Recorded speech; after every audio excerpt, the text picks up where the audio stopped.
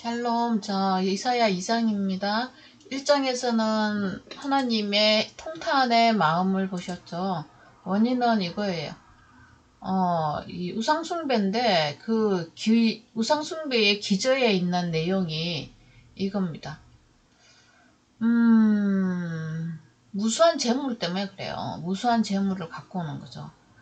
그래서 절겨 순종하지 않고 무수한 재물로 하나님과 교제하려는 그 마음. 재물을 갖고 오는 그 마음은 좋으나 어떤 목적을 갖고 온다는 거죠. 마음이 하나님의 말씀과 언약과 이런 데 관심이 없어요. 그냥 자기가 해가지고 온 재물들을 보고 받으라는 거죠. 요게 가인의 예배예요. 하나님이 가인의 예배는 안 받죠. 가인은 뭐 바로 하나님한테 이제 칼 들고 나오죠.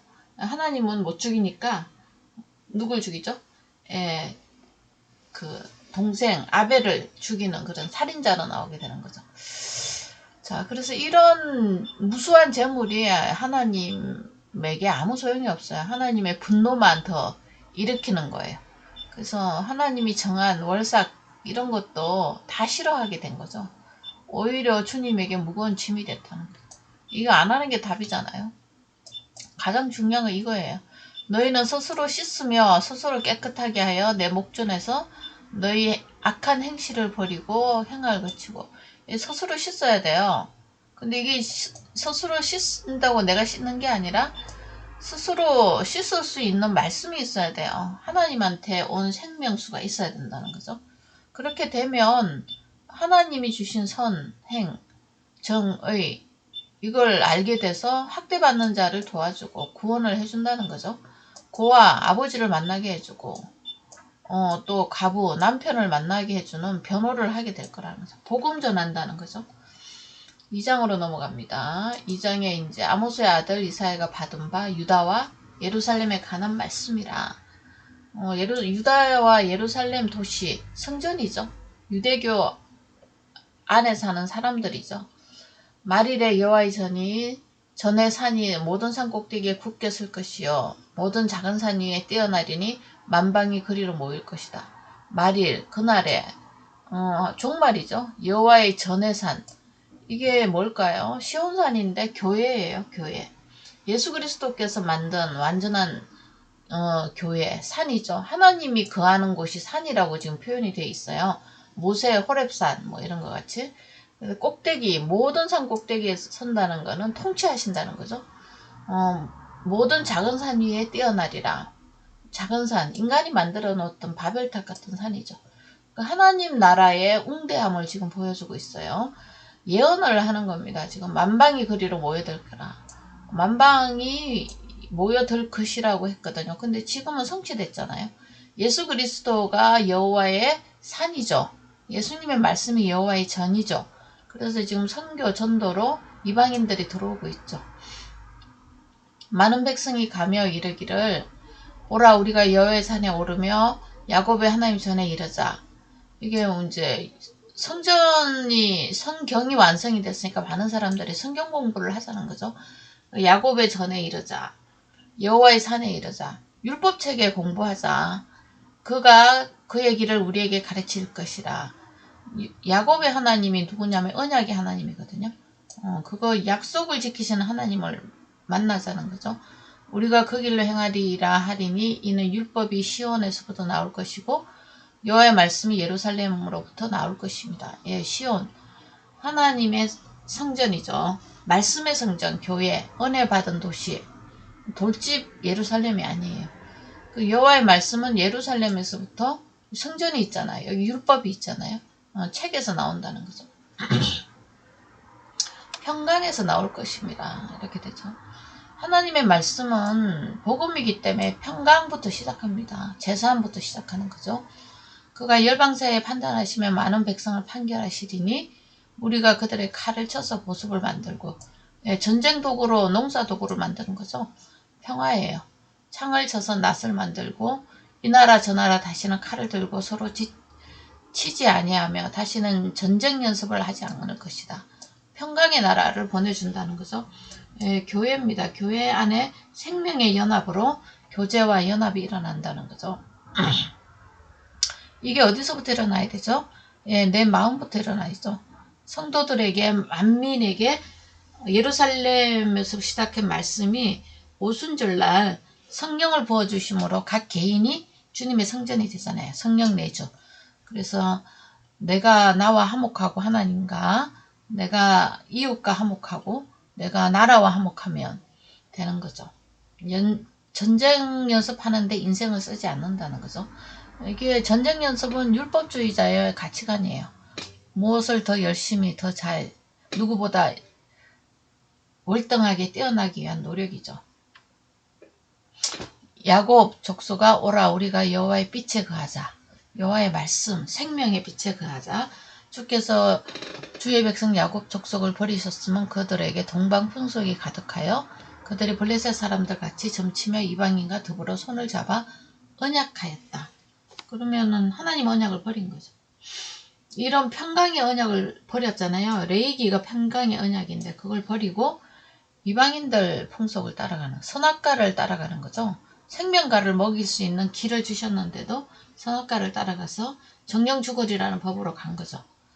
그 땅이 은금으로 가득하고 보화가 무한하며 그 땅에는 마필이 가득하고 병거가 무수하며 그 땅에는 우상도 가득하므로 그들이 자기 손으로 짓고 자기 손가락으로 만든 것을 경배한다. 이런 것들을 경배하죠. 돈이죠, 돈.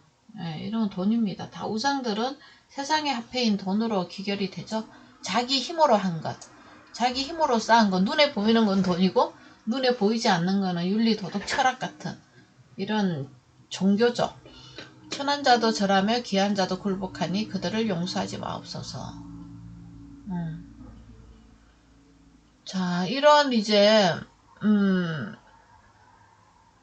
이런 계시를 받았어요. 그래서 이사야는 이걸 보고 용서하지 말아달라. 하나님의 언약을 떠난 사람들 이렇게 기도하죠.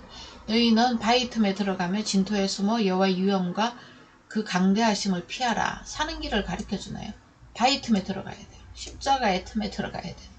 그날에 눈이 높은 자가 교만해지고 교만한 자가 굴복되고 낮아지고 굴복되고 여호와의 홀로 높임을 받으시리라. 그날 심판의 날, 예수님의 십자가에 처형을 받던 날, 바위 틈에 들어가야 돼.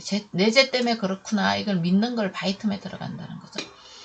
그러므로 대저 지금까지 이걸 보면 여호와의 날이 모든 교만한 자와 그만한 자, 자고한 자에게 임하려니 그들이 낮아지리라.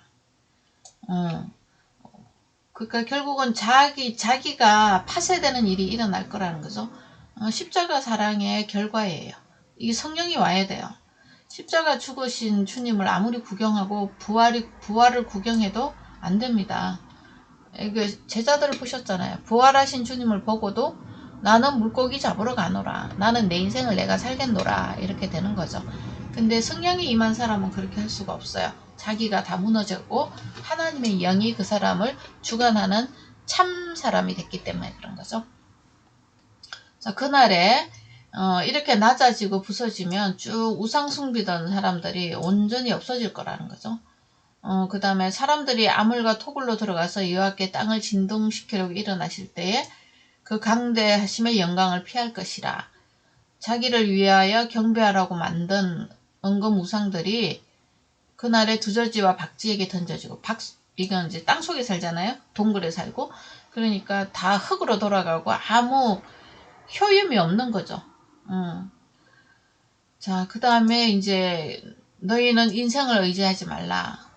그의 호흡은 코에 있나니 새말 가치가 있느냐. 인생은 뭐 코에 있는데 3분만 막으면 죽습니다. 그러니까 이런 우상이나 이거 만든 게 다 인간의 가치관에서 나온 거거든요. 이게 다 땅속으로 들어갈 거다. 무의미할 거라는 것을 가르쳐주고 있습니다. 그래서 우리가 오직 할 것은 언약이 있잖아요. 야곱의 족속아 오라 우리가 여호와의 빛에 거하자. 이거 해야 이 블레셋 사람들의 우상들의 밥이 안 돼요.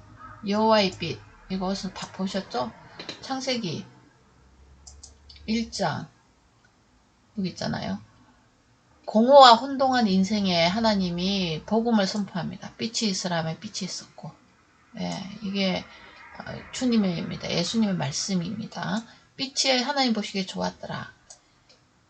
이 빛의 기능이 하나님이 빛과 어둠을 나누는 기준이 됩니다. 빛이 있으라 했는데 이 빛이 예수님의 말씀이 영접하면 빛이 되고 거부하면 어둠이 되는, 그러니까 가르는 역사를 하기 시작하죠. 빛이 오면 어둠이 물러가기 시작하죠. 그래서 하나님의 성령이 수면 위에 그래도 운행한 거는 이 땅, 내 인생이 혼돈과 공허, 허감, 온 세상이 기품에 있었지만 사망의 사종 세트죠, 이거. 사망의 안전자지만 그러나 하나님의 영은 이 인간을 포기하지 못했어요. 운행하고 있어요. 빛을 보내십니다. 이 빛이 십자가에서 죽으심으로 성령으로 다시 오십니다. 그래서 야곱의 족속과 블레셋 족속을 나누기 시작하죠. 근데 이 하나님의 빛을 받은 야곱의 족속이 부패하고 타락합니다. 요한복음 1장에도 있어요. 재해석합니다. 이 참빛이 있었어요. 빛이 있으라 했는데 참빛이 있었어요. 이게 참빛의 기능은 뭐죠? 자녀 만드는 기능입니다. 생명 주는 거죠. 자녀가 되는 근세를 주는 거예요. 생명 만드는 역할. 생명이니까요. 빛, 그냥 태양빛하고 구분하기 위해서 참빛. 이게 내 마음에 비추면 우리가 하나님 자녀로 거듭나거든요. 그래서 이게 이사야서에서도 이 빛을 이야기합니다. 그래서 하나님의 말씀, 복음, 주님이 가르쳐주신 말씀이 빛이라는 것을 우리가 알고 계셔야 되겠죠. 그 빛은 예수님의 죽으심과 부활, 성천, 성령 내주의 과정을 거쳐서 옵니다. 우리는 이것을 믿음으로 그저 받고요. 은혜로 받았으니 은혜로 나누는 삶이죠. 보라, 새로운 피조물이 되었거든요. 자, 샬롬.